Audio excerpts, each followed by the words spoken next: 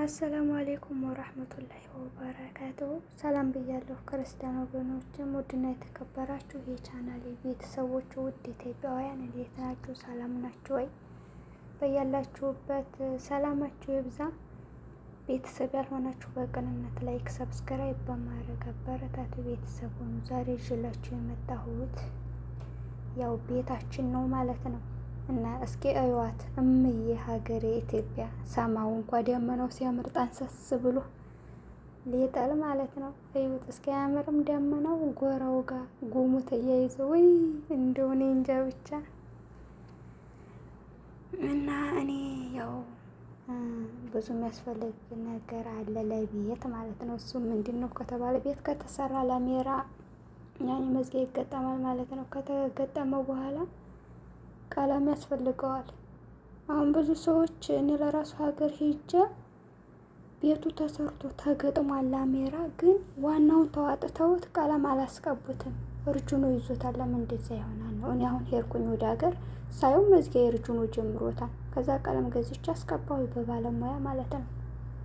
ነጭ ቀለም አስቀባሁት። ያውም ይሄ የራሴ አቀራረጽ አላማረም እንጂ በጣም ነው የሚያምረው ወላሂ። ማታ ላይ ማለት ነው ጨለማ ሆኗል አይደለ? ማብራት ሲጠፋ ወላሂ ነጩ ማብራት ነው የሚመስለው። ነጭ ነው በቃ በጣም ነው የሚያምረው። በጨለማው ለራሱ ደስ ሲል ይለያል።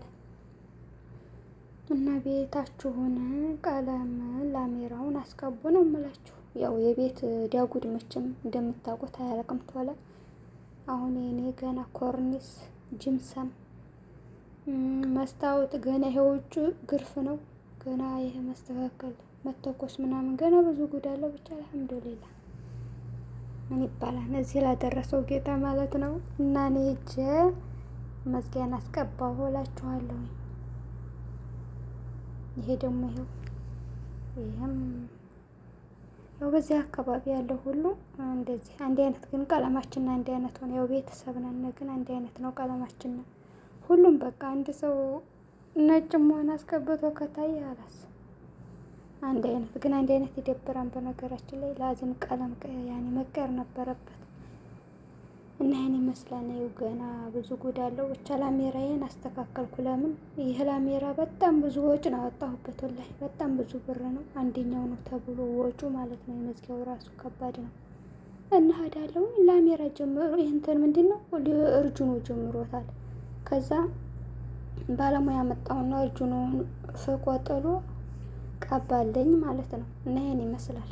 ቤታችሁን እያስቀባችሁ ነው እምላችሁ። ለምን መዝጊያችሁ ይበላሻል። እርጁኖ ከያዘ አለስ አስቸጋሪ ነው ብረት ስለሆነ። እና ይሄን ይመስላል። ዛሬ ነበር ይዤላችሁ የመጣሁት። በነበረን ቆይታ አመሰግናለሁኝ። መልካም ቆይታ